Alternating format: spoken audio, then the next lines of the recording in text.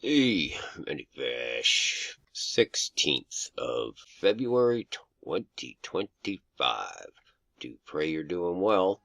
And what you're about to hear Musk talk about here almost 10 years ago is the neural lace. And now you have the neural link, which is just a diversion basically because they never abandoned the technology of the neural lace, which is nanotechnology that is able to be put right into the bloodstream, even inhaled, and be brought to the neurons of the brain. You just got to understand this stuff. The information's out there. You know, Trump and his Musk genius, his disciples, DOGE. You know, DOGE is not just to make government efficient or to root out the fraud, but it's to gather data, all the data contained within these alphabet agencies that DOGE is auditing. You know, DOGE is a big data grab and consolidation. They need to consolidate the data, all of it. And big data is the power. Of big data, connectivity, and artificial intelligence. It's giving us powers and prowess that we never had before. It's giving us powers and prowess that we never had before. All right, and AI is their e-god. DOGE in reverse, e-god. That's how they operate. Why else would Musk build his supercomputer gigantic Temple AI data center for xAI in Memphis? It's because they're giving homage to real deities. Perhaps that's where our new God will come from. Yeah, no kidding. Perhaps that's where our new God will come from. No kidding. And quantum computing, the data centers, those are their temples. Literally, their God is in the cloud, remember? You know, just like Almighty God appeared in the cloud, in the oracle, in the temple, the Holy of Holies. But science has reached the point now where we can build machines that exploit those other worlds.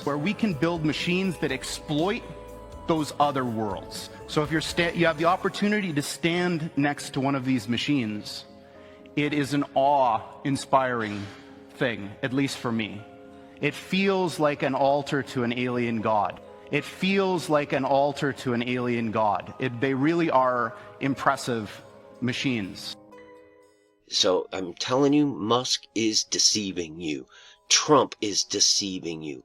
Ellison and his oracle, on and on. Ignorance of this is dire.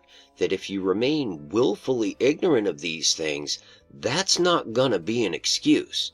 You know, God said, my people are destroyed for lack of knowledge.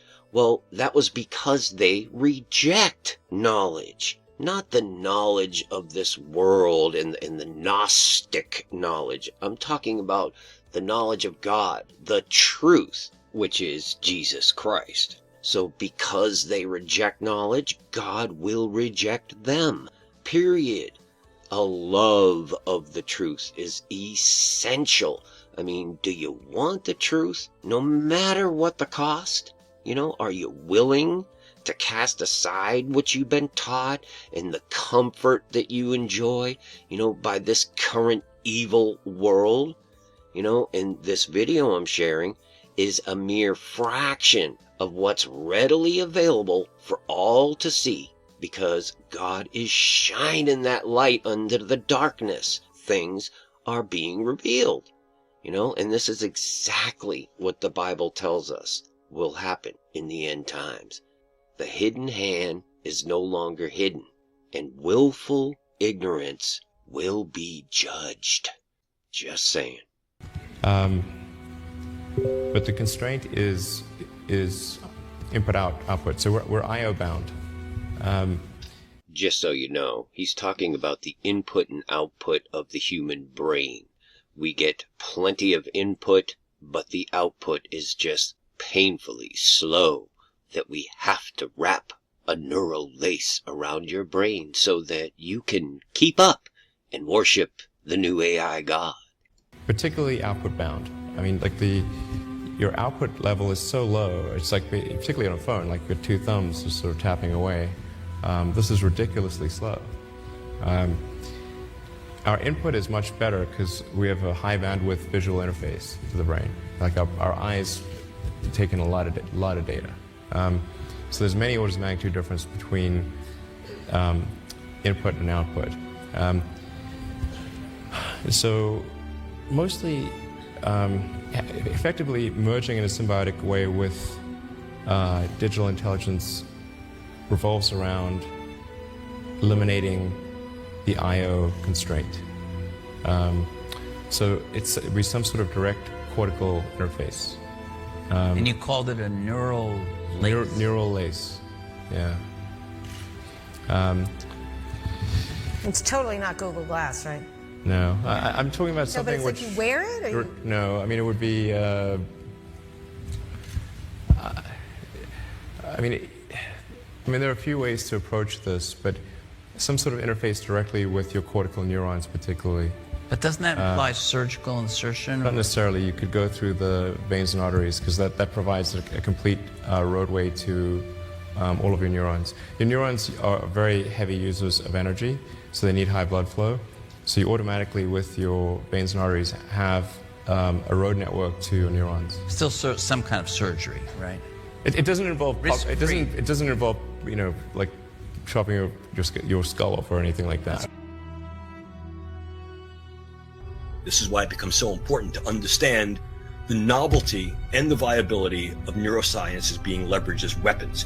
We then have the use of nanoparticulate agents, aerosolizable nanomaterials that can be breathed in and disrupt blood flow or neurological network activity, that can be used as an in-close weapon, or perhaps that can be used as a more broad weapon of disruption and or destruction. We also have the capability to utilize nanomaterials to get electrodes into a head and to create a vast array of viable sensors and transmitters. This is DARPA's N-cubed program, next generation non-invasive neuromodulation, utilizing these techniques and technologies to create vast arrays of implantable electrodes that need not be put into the brain surgically, that are then able to read from the brain and write into the brain remotely in real time. I mean, I sometimes describe this technology revolution as the 21st century equivalent of the 19th century industrial revolution, maybe more so. Give us your sense of the scale of this revolution, where it's taking us, and its implications, particularly for a lot of the people who are here today who are in government. Well, about 18 months ago, when we began to fully grasp what the people at OpenAI, ChatGPT had achieved, a level of artificial intelligence that would actually advance human thinking. We created neural networks that could answer questions that human brains would struggle with. When we came to grips with that, I made a speech and I said, is artificial intelligence the most important discovery in the history of humankind? And question mark, maybe. We'll soon find out. 18 months later, I think it's very, very clear. It is a much bigger deal than the Industrial Revolution, electricity, everything that's come before.